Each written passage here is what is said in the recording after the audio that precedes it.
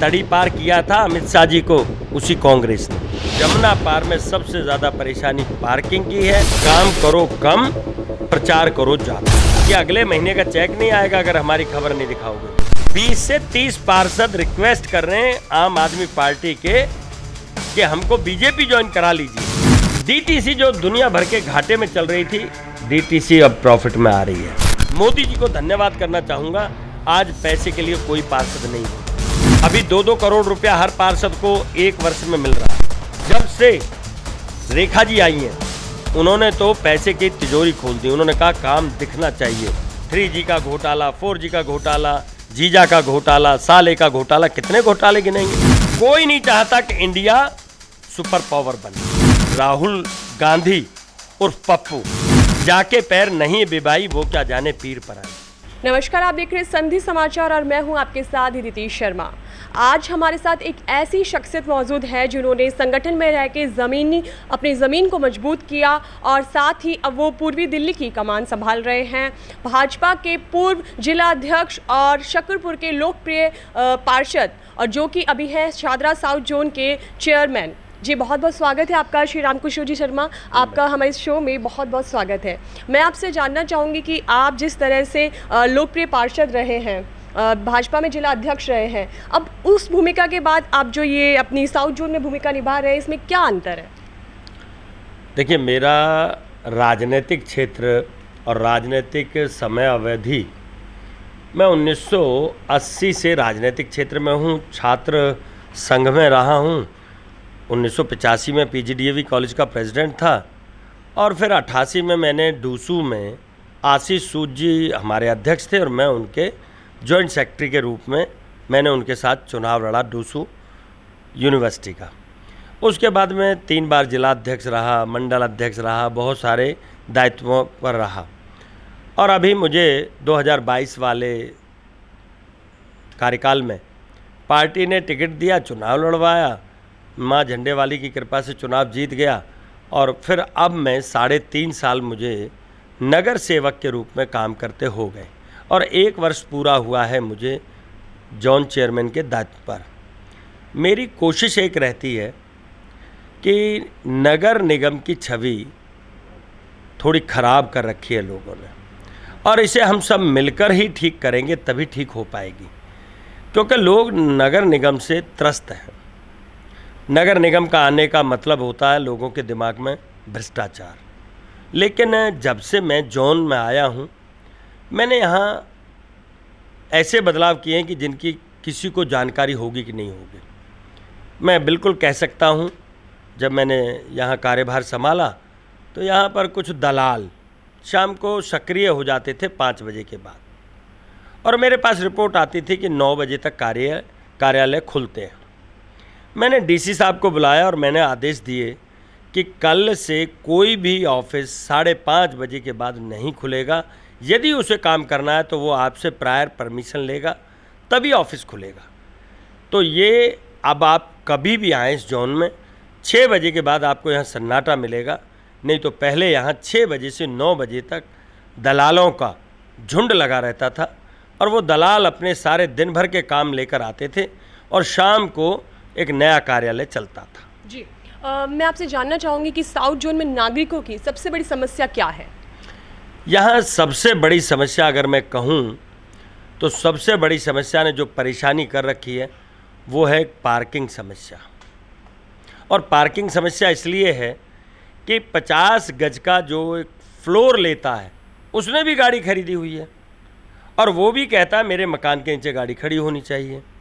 अब या तो हमें इतनी मल्टी लेवल पार्किंग बना देनी चाहिए कि वो लोग वहाँ पर पे करें और गाड़ी खड़ी करें, लेकिन हम उतनी मल्टी लेवल पार्किंग अभी दे नहीं पाए तो लोग अपनी गली में खड़ी करते हैं और घर के नीचे खड़ी करते हैं। और जब कोई जाएगा, आप गाड़ी लेकर जाएंगी तो आपको ये कहेंगे कि आपकी गलती है, हमारी गलती नहीं है, हमारे तो घर के सामने खड़ी है।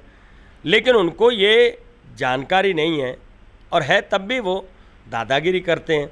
सड़क तो सबकी है, उस पर गाड़ी सबकी निकलेगी, लेकिन जमुना पार में सबसे ज़्यादा परेशानी पार्किंग की है। और 90% सबने ये जो हमारे गंदे पानी के निकासी की गलियां हैं, उनमें नालियां बनी हैं, सब ने उनको सीमेंटेड कर दिया, सब ने उनको कवर कर दिया। और फिर जब कवर कर देंगे तो कहाँ से हमारे सफाई कर्मचारी उसको साफ़ करेंगे। जी, मानसून आने वाला है। मानसून में सबसे ज़्यादा समस्या देखी जाती है जल भराव की। सड़कें तालाब बन जाती हैं, तो अब आपने क्या रणनीति बनाई है उससे निपटने के लिए?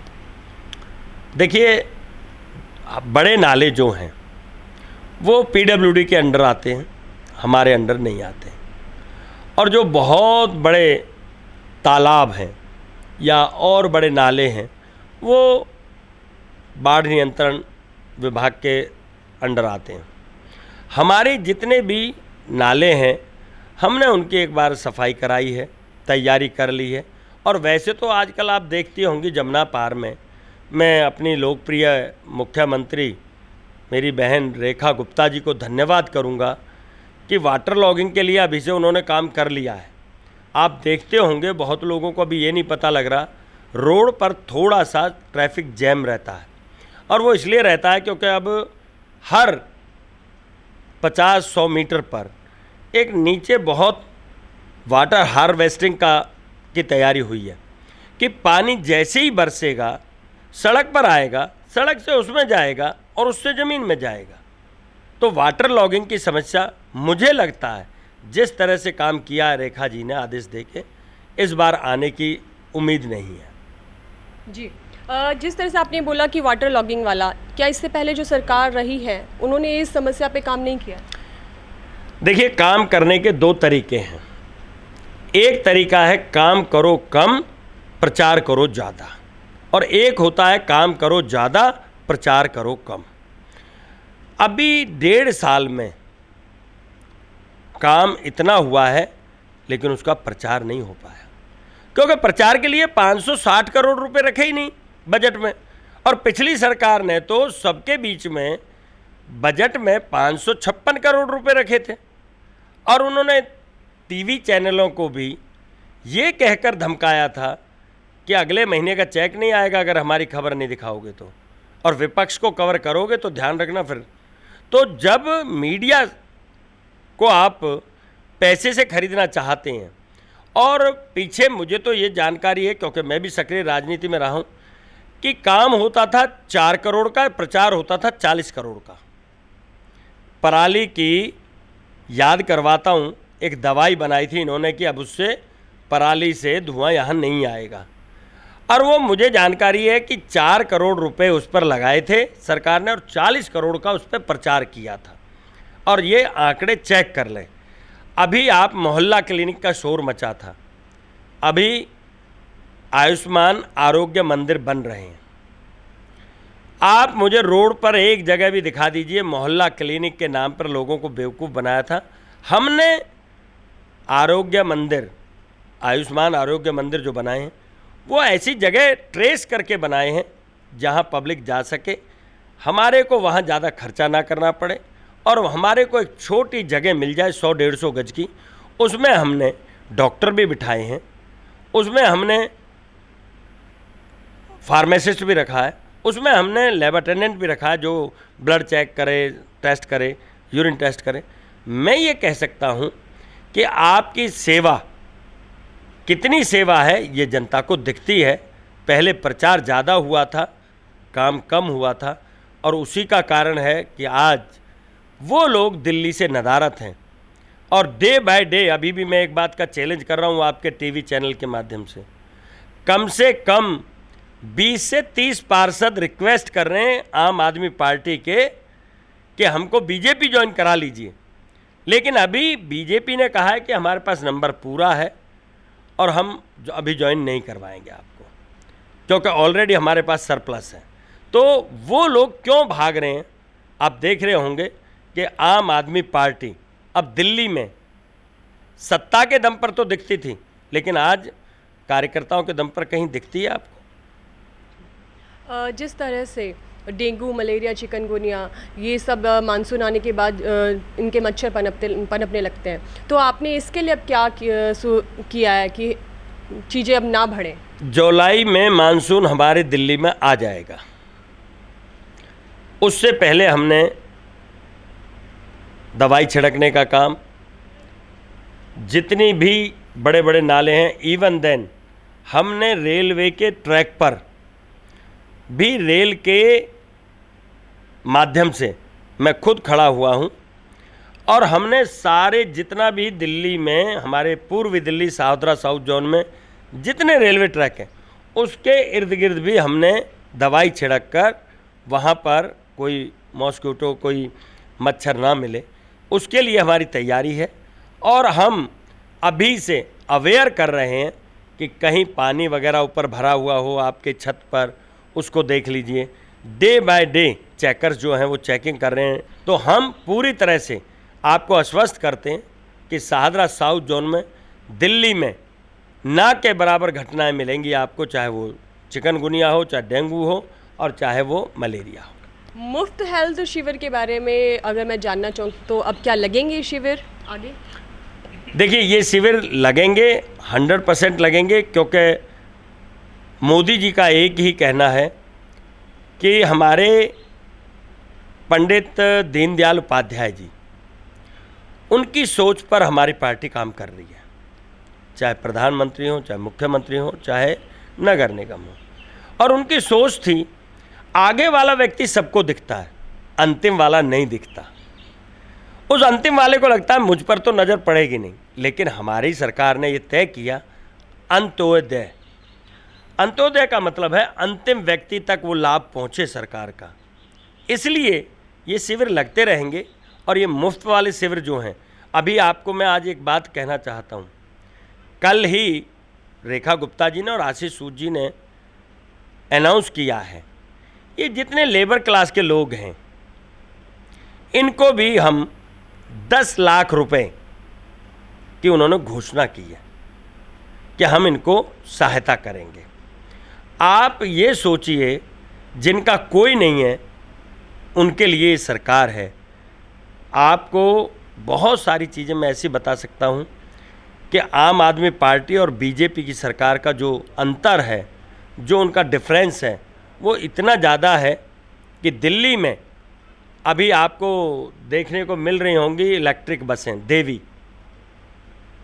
1000 बसें हैं, गली गली में जा रही हैं अब, और खर्चा कम है। और आप हैरान हो जाएंगे, मैं आपके टीवी के माध्यम से कह रहा हूँ और आप इस बात को चेक कर लेना। डीटीसी जो दुनिया भर के घाटे में चल रही थी, डीटीसी अब प्रॉफिट में आ रही है। हैरानी की बात है, 1.5 साल में। अब पता कर लेना आंकड़े। तो ऐसा क्या है? क्योंकि मोदी जी ने एक ही कहा है, ज़ीरो टॉलरेंस है हमारी करप्शन पर। हम कोई उससे समझौता नहीं करेंगे। जो भी भ्रष्टाचार करेगा, चाहे वो नेता हो, अधिकारी हो, कर्मचारी हो, वो सबके लिए सज़ा बराबर है। तो मैं बस ये कह सकता हूँ कि घाटे होते हैं भ्रष्टाचार से, कर्मचारियों से कभी घाटे नहीं होते। क्योंकि भ्रष्टाचार इतना था कि टायर आ रहे हैं 10,000 जोड़ी, लिखे जा रहे हैं 50,000 जोड़ी। और वो अधिकारियों के जो आज अधिकारी कैसे लाइन में चल रहे हैं, क्योंकि उन्हें पता है कि अब मोदी जी की सरकार है। और मोदी जी दिल्ली सरकार की भी मॉनिटरिंग करते हैं, नगर निगम तक की भी मॉनिटरिंग करते हैं। उन्होंने ये कहा है कि मुझे पार्षदों का सड़क पर उतरना दिखना चाहिए, स्वच्छता मुझे दिखनी चाहिए दिल्ली में। तो वो पार्षदों तक को मॉनिटर करते, इसलिए बहुत बदलाव आपको देखने को मिल रहे होंगे और भविष्य में मिलेंगे। जी, जिस तरह से गीला कचरा और सूखा कचरा जो 2 इसकी योजना बनाई गई थी, क्या वो काम हो रहा है धरातल पे? देखिए, धरातल पर मेट्रो वेस्ट हमारे जोन में है और गीला कचरा और सूखा कचरा हम बिल्कुल ले रहे हैं। और इसके लिए मुझे आपको ले जाना पड़ेगा SLF पर, साइट लैंडफिल गाजीपुर, और वहाँ आप देखेंगे तो आपने कभी सोचा नहीं होगा कि वहाँ बिजली बना रहे हैं हम कूड़े से। और बिजली कैसे बन रही है और कितनी बिजली हम दे रहे हैं बना के, आपको हैरानी हो जाएगी।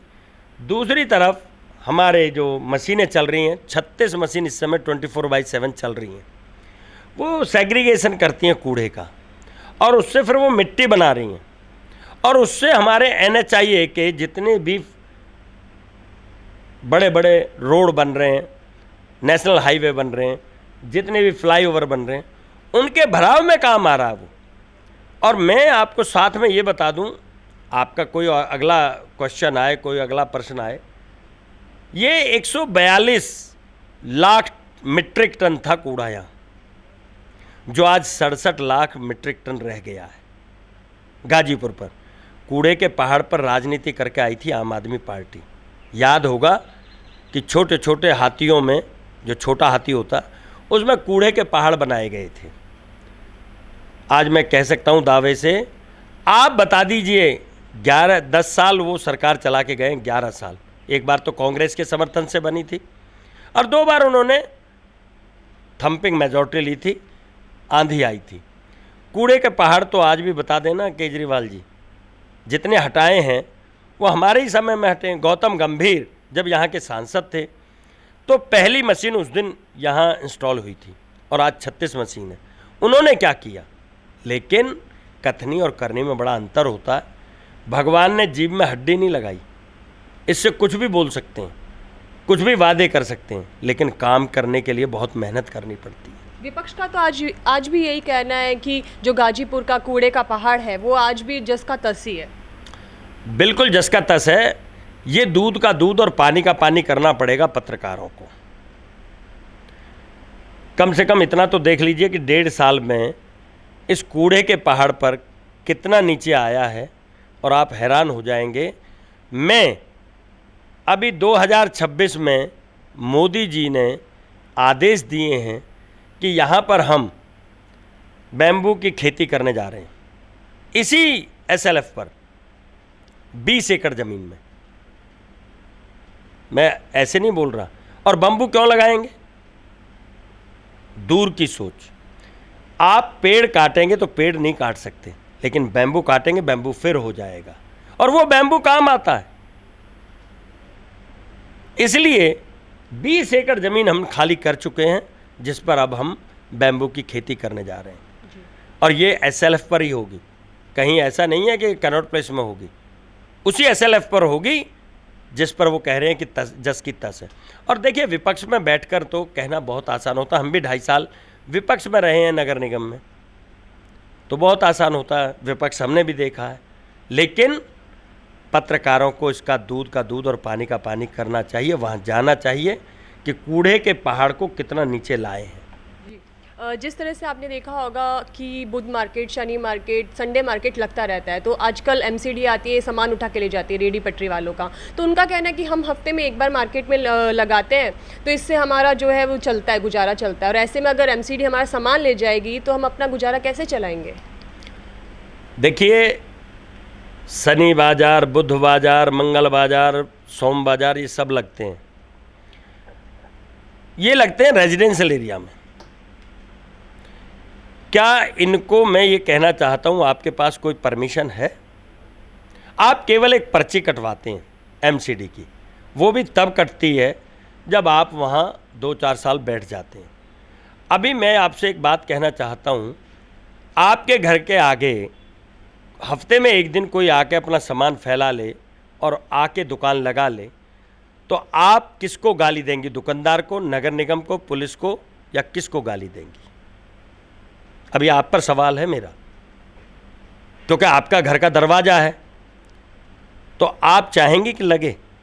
तो इसके लिए क्या किया जाएगा फिर? इसके लिए हमने वेंडर्स जोन बनाए हैं, ऐसा नहीं है, लेकिन उनको लगता है कि जो रेजिडेंशियल एरिया, वहाँ की महिलाएं नज़दीक रीच होने के कारण हमारा सामान खरीदेंगी, दूर आएंगी नहीं, इसलिए वो मोहल्लों में लगाते हैं। और मोहल्लों में लगाते हैं तो मेरे पास अभी बलदेव पार्क से सारा मोहल्ला तबाह हो गया, परेशान है वो लोग।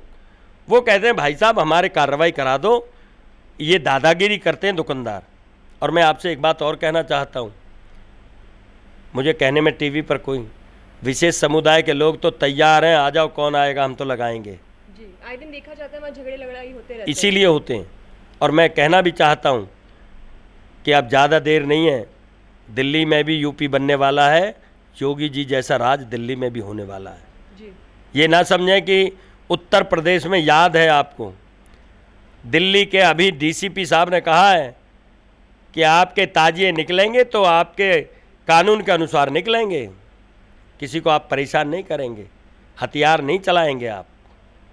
तो मेरा भी ये कहना है कि आप त्यौहार मनाइए, लेकिन अपनी सीमा में रहकर बनाइए। ऐसा नहीं है कि आप अपना शक्ति प्रदर्शन करें, अपने औजार दिखाएं, अपने हथियार दिखाएं, अपनी तलवारें दिखाएं। इसके लिए ताजिए नहीं होते। ताजिए होते हैं कि आप अपने निकालिए, तहजीब से निकालिए। उत्तर प्रदेश में लागू हुआ है ना, अब दिल्ली में भी तैयारी है कि दिल्ली में भी कानून के अनुसार, नियमों के अनुसार ही त्यौहार मनाए जाएंगे। जी। आपकी जो साउथ जोन को फंडिंग मिलती है दिल्ली सरकार से, आपको लगता है कि उसमें भेदभाव होता है या फिर नहीं? मैं आपको बता दूं कि किसी भी जोन को फंडिंग नहीं होती। दिल्ली नगर निगम को फंड मिलता है, वहाँ से हमारे यहाँ से बजट बन के जाता है।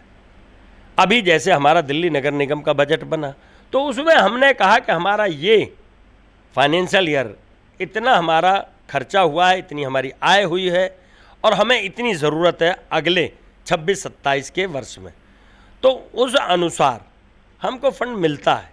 और मैं आपको ये भी बता दूं, सौतेला व्यवहार पिछले 5 साल जब केजरीवाल जी थे, तब तो निगम पार्षदों को उनके घर के बाहर रजाई लेके सोना पड़ा था, वो हमारा ही पैसा नहीं देते थे।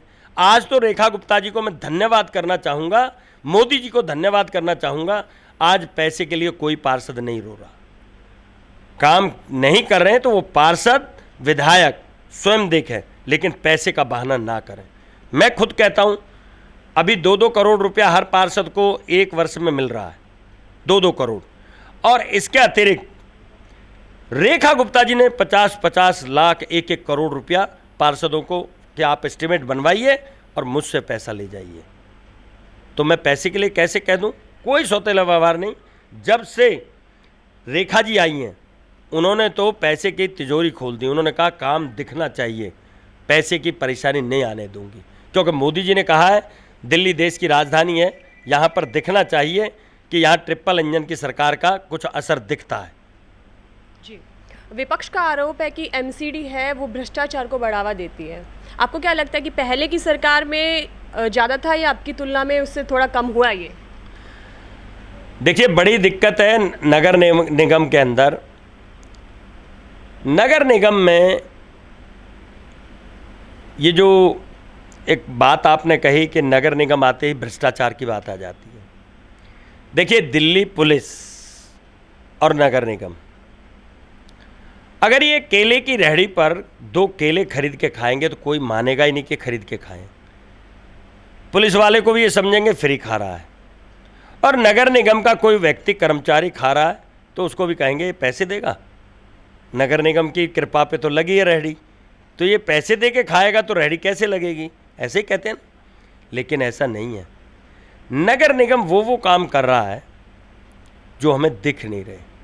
जितनी विवाहित हैं, जब बच्चा होता है तो उनको नगर निगम ही उनके बच्चे का बर्थ सर्टिफिकेट देता है, और तब तक जब तक नगर निगम नहीं देगा तब तक आप स्कूल में भी नहीं उसको एंटर करा सकते। और जिस दिन पापा भगवान के घर जाते हैं, बच्चे बैंक का बैलेंस नहीं निकाल सकते जब तक हमारा डेथ सर्टिफिकेट नहीं जाता। तो नगर निगम काम करता है लेकिन दिखता नहीं है। केवल दिखती एक बात है कि साहब भ्रष्टाचार हो रहा है या भ्रष्ट है नगर निगम, ऐसा नहीं है। मैं नहीं मानता भ्रष्ट है। हाँ, सब जगह परिवार में सब तरह के लोग होते। नगर निगम में यदि एक कोई कर्मचारी अधिकारी भ्रष्ट है तो सारा नगर निगम भ्रष्ट नहीं है। और वैसे भी अब तो मैं कहता हूँ भ्रष्टाचारियों का तो यहाँ अब वो हाल होने वाला है कि वो अंदाज़ा नहीं लगा रहे, क्योंकि मोदी जी के शासनकाल में आपने बता दीजिए 12 वर्ष बेमिसाल हो गए, 12 साल बेमिसाल। मुझे ज़रा बताएंगे कितने मंत्रियों पर घोटाले के आरोप आए, ज़रा आप बता दें, आप पत्रकार हैं। विपक्ष का तो आरोप ये भी मैं रहता आपकी है, बात कर रहा हूँ। मैं बता रही हूँ, विपक्ष का आरोप ये रहता है कि भाजपा के पास तो वॉशिंग मशीन है आरोप धोने की। बिल्कुल है, हमारे पास है। हम भ्रष्टाचार खत्म करके निर्माण करते हैं, बिल्कुल है। मैं बात वो कर रहा हूँ, विपक्ष कहता है इनके पास है। पत्रकार कहाँ चले गए? विदेश। पत्रकार तो जहाँ पत्रकार सवाल उठाते तो गोदी मीडिया खा जाता है। ना ना ना ना, पत्रकार निकाल के लाते हैं ना सारी चीज़ें। कांग्रेस के ज़माने में वॉशिंग मशीन तो उनके पास भी थी, उनके पास भी तोते पाल रखे थे, सीबीआई को तोता कहते हैं वो, तो सीबीआई के उनके पास नहीं थी। मुझे बता दीजिए, तड़ी पार किया था अमित शाह जी को उसी कांग्रेस ने, याद आ गया? उन्हें छुप के रहना पड़ा था। वही गृह मंत्री जो आज हमारे देश को चला रहे हैं, उनको कांग्रेस ने तड़ी पार किया था। तब ये कहाँ गई थी तोते की सीबीआई? तब भी तो थी ना। आज अपने पर बीत रही है तो हम वॉशिंग मशीन वाले हो गए। जब कल तुम कर रहे थे ये सारे कुकर्म, हम तो आज भी कह रहे हैं ना, हमारे किसी मंत्री पर दिखा दीजिए ना, एक पहले 2G का घोटाला, 3G का घोटाला, 4G का घोटाला, जीजा का घोटाला, साले का घोटाला, कितने घोटाले गिनेंगे? और आज 12 साल में मुझे घोटाले गिनवा दीजिए। अगर आज की सरकार की बात की जाए तो विपक्ष और जो नई पार्टी भी आई है वही कहती है कि भाजपा के पास कोई मुद्दा ही नहीं है, भाजपा सिर्फ हिंदू और मुस्लिम की राजनीति करती है, धर्म की राजनीति करती है। ये कौन सी नई पार्टी आई? जो कॉकरोच जनता पार्टी आई है। कॉकरोच जनता पार्टी, बहुत अच्छा। मैं आपके मुंह से सुनना चाहता था, क्योंकि मैं अपने मुंह से ना कहूँ। यह आपको मालूम है, अभी कुछ ही दिन बाद आप कहोगे ये जो बाहर के विदेशी बैठे ना, ये अमेरिका, फ्रांस, जापान, फलाना ठिकाना जो भी हैं, कोई नहीं चाहता कि इंडिया सुपर पावर बने। और 100% एक आदमी अमेरिका से या बाहर से आता है और यहाँ पर जंतर मंतर पर वो क्या करता है? एक बड़ी सभा को संबोधित करता है। मैं पूछना चाहता हूँ, पहले यहाँ की समस्याओं से तो कॉकरोच पार्टी वाले, मैं मानता हूँ युवा हमारा थोड़ा जल्दी आकर्षित हो जाता है, लेकिन इसको फंडिंग है और उनको पता है कि आम आदमी पार्टी के केजरीवाल पैसे खा के विदेश के फेल हो गए, उनकी दुकान नहीं चली यहाँ। अब उन्होंने कहा कॉकरोच जनता पार्टी बनवा दो। इतना पैसा जो बाहर के विदेश, अभी आप तो मुझसे ज़्यादा पढ़े लिखे हैं, मैं तो एक सामान्य स्नातक हूँ दिल्ली यूनिवर्सिटी का, परंतु मैं इतना कह सकता हूँ कि कोई नहीं चाहता मेरा पड़ोसी मुझसे ज़्यादा धनवान हो, ताकतवर हो। कोई चाहता है? सब ये चाहते हैं वो मुझे नमस्ते करें। अभी मोदी जी की हिम्मत है कि आंख में आंख डाल के बात करते हैं। कितने प्रधानमंत्री हैं मैं बताता हूँ आपको, याद करवा देता हूँ बहन जी। जब मनमोहन जी जाते थे ना विदेश, किसी को ये भी नहीं पता लगता था। अब तो भगवान की दया से मीडिया दिखाता रेड कारपेट, उस समय तो कारपेट ही नहीं होता था, तलाशी होती थी एयरपोर्ट पे। ये इज्जत थी हमारी। और मैं कहना चाहता हूँ, शुरू शुरू में कांग्रेस ने भी ये कहा था, अरे ये मोदी अपने लोगों को वहाँ फंडिंग करता है और वहाँ पर जनसभा करा देता है। मैं कहना चाहता हूँ राहुल जी, मोदी जी से इतना ही सीख लो। तुम अपने प्रवासी भारतीयों की वहाँ जनसभा ही कर लो। तुम तो जाके केवल एक प्रेस कॉन्फ्रेंस करते हो और उसमें बुराई करते हो। किसकी? भारत की। मोदी जी की बुराई करते हो, भारत की बुराई करते हो। आप तो एक जनसभा करके दिखा दो ना, तुमको किसने रोका? भारतीय तुम्हें लाइक करते हो तो तुम कर दो। लेकिन मैं ये कहूँगा कि विश्वविख्यात पप्पू, आज कोई भी माँ अपने बेटे का नाम पप्पू रखना नहीं चाहती। जो व्यक्ति, शायद मुझे जानकारी मिली है कि 50 को क्रॉस कर गए हैं राहुल जी, अभी तक ये नहीं बता पाए कि मैं शादीशुदा हूँ या कुंवारा हूँ। ये सवाल नहीं किया आपने, लेकिन मेरे जहन में था। देश के सामने ये बताया कि मैं कुंवारा हूँ या शादीशुदा हूँ। अगर शादीशुदा नहीं हूँ तो पत्रकारों के मुंह से ही हम कहलवाएंगे कि तुम्हारे 2 बच्चे भी हैं। तो इसलिए मोदी जी पर पत्थर उछालने से पहले, कीचड़ उछालने से पहले अपने गिरीबान में झांक लें। आप विदेश जाते हैं, किस लिए जाते हैं? 2-2 हफ्ते के लिए। मैं इतनी बड़ी बात, छोटा मुंह बड़ी बात कर दी है मैंने, लेकिन राहुल गांधी उर्फ पप्पू, उनके बारे में पूरा विश्व जानता है। कांग्रेस का तो ये भी आरोप है कि भाजपा ने जो राहुल गांधी की इमेज है वो स्पेशल बनवाई है ऐसी करोड़ों रुपए देके। बिल्कुल ठीक कहा आपने। आपको किसने रोका है? आप अडानी को गाली देते हो, आप धीरू भाई अंबानी के मुकेश अंबानी को गाली देते हो। आपको अभी यही नॉलेज नहीं है कि अरे ये अडानी से बिके हुए हैं, वो राष्ट्र को कितना सहयोग कर रहे हैं, कितने लोगों को रोजगार दे रहे हैं, क्या गलत कर रहे हैं? मुझे ये नहीं समझ आता। वो गाली दे रहे हैं, या तो ये है कि कटोरा लेके पहुंचे होंगे वो भी, और उन्होंने कह दिया होगा सॉरी हम तो नहीं देंगे कुछ, तो इसलिए आदमी को द्वेष हो जाता है और उन्होंने गाली देनी शुरू कर दी। लेकिन वो कभी ये भी तो सोचें कि इनका बहुत बड़ा योगदान है। विदेशी लोग इनको आमंत्रित करते हैं, अडानी जी को और अंबानी जी को, कि आप हमारे यहाँ निवेश कीजिए। तो वो बेवकूफ़ है क्या? राहुल गांधी अगर इतने पढ़े लिखे हैं, मुझे तो पता है कि सेंट स्टीफन कॉलेज में पढ़े हैं दिल्ली के, वहाँ एक पुलिस की चौकी भी लगी थी, मुझे याद है क्योंकि मैं स्टूडेंट यूनियन में रहा हूँ। तो वो जब पढ़ते थे तो उस क्लास के बाहर बहुत सारी पुलिस लगी रहती थी सेंट स्टीफन कॉलेज में। तो मैं ये कहता हूँ, जो राजकुमार पैदा हुए हैं वो गरीबों की गरीबी क्या जाने, वो तो आलू से सोना बनाना जानते हैं। मैं ज़्यादा कुछ नहीं कहना चाहता, लेकिन ज़्यादा अच्छा है 900 चूहे खाकर बिल्ली हज को चली। अब हज करने जाना चाहते हैं, प्रधानमंत्री के सपने छोड़ दें। प्रधानमंत्री वो बन सकता है जो गरीब घर से आया हो और जिसे गरीबी पता हो। जाके पैर नहीं बिबाई, वो क्या जाने पीर पर आई। अभी उन्होंने अपने आप 4-5 मुख्यमंत्री तो अपने आप भेजे हैं, हमने नहीं बुलाए। कुत्तों को भी वही बिस्किट खिलाओगे और उन रेस्पेक्टेड लोगों को जो आज असम को चला रहे हैं। विप्लव देव ओपन बोलते हैं कि इंटेलिजेंट है ना, आज काम कर रहे हैं ना, आज बता देना कितने उन्होंने घोटाले किए हैं, बता देना हमारे असम के मुख्यमंत्री दोबारा लेकर आए, सुपड़ा साफ कर दिया। तो आप नहीं संभाल सके ना, क्योंकि पप्पू नहीं संभाल पाते वो हैं जो राष्ट्र भक्त होते हैं, जिन्हें राष्ट्र की चिंता होती है, जिन्हें परिवार की, जिन्हें जीजा की, जीजी की चिंता होती है ना, वो कभी राष्ट्र की चिंता नहीं करते। साउथ जोन की जनता आपसे जानना चाहती है कि अब आगामी आने वाले वर्षों में आपका क्या विज़न है और कौन से ऐसे कार्य रहेंगे? देखिए, हमारा सबसे पहला कार्य है, क्योंकि नगर निगम जाना जाता है स्वच्छता के लिए, हमारा सबसे पहले कोशिश रहेगी कि हम कोई कूड़ा, कोई कुछ भी, हमें कोई पुराने जो स्पॉट्स हैं हम उनको खाली करेंगे, उनको वहाँ से, कूड़े को वहाँ से हटाएं। और दूसरी बात, मैं आपको एक बात और कहना चाहता हूँ, ज़रा कांग्रेस से, आम आदमी पार्टी से एक सवाल कर देना, क्योंकि आप करेंगी तो उन्हें लगेगा, मैं करूँगा तो उन्हें लगेगा कुछ और। ये metro waste, door to door garbage collection, ये कौन लेकर आया? क्रिटिसाइज किया था, याद हो तो, इन्हीं लोगों ने।